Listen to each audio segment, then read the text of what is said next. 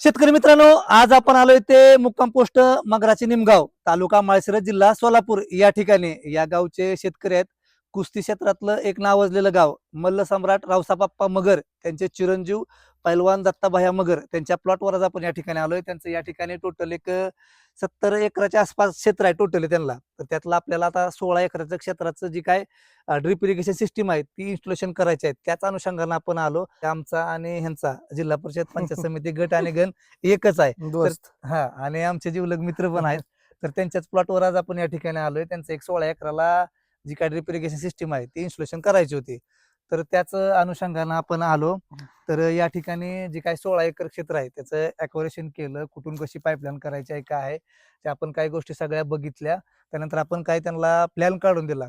तर आपण त्यांना विचारू की आम्ही जी काही गोष्टी सांगितल्या भैया, ते आपल्या शेतकरी बांधवांना सांगा की म्हणजे आम्ही जी काही गोष्टी सांगितल्या तुम्हाला ती कशा वाटल्या. मी पहिलवान दत्ता मगर आणि हे आमचे जीवलग सहकारी मित्र आहेत काटे साहेब. त्यांनी जे आता जे आम्हाला सांगितलं, हे माझा जवळजवळ तिसरा प्लॉट असेल तुमच्या ताब्यात द्यायचा. हो, सगळे ड्रीप करतात ज्या त्या गावात आहेत, पण सगळ्यात कमी ह्याच्यात सक्सेसफुल प्लॅन करून देणारे आमचे मित्र खोडूसगावचे सामाजिक कार्यात तर सारखे असतातच. पण या शेतकऱ्याचं एक वरदान, माझ्या मोबाईल मध्ये नंबर सुद्धा फिट आहे की काय, तर शेतकऱ्याचा राजाच ना मी पहिल्यापासून फिट केलेला आहे. पहिली ओळख झाली तेव्हा, आता ओळख कालांतरानं जवळ आली आणि माझं 2 प्लॉट त्यांनी सक्सेस बी केलेत. वरच्या प्लॉट मध्ये जरा मला प्रॉब्लेम आलता, तिथं माझं केळीचं उत्पादन जवळजवळ 85 लाखाचं केळीचं उत्पादन झालं यांनी सक्सेस करून दिल्यामुळे. 100% जाता भैया की आपण आता 2 प्लॉट तर ऑलरेडी केलं.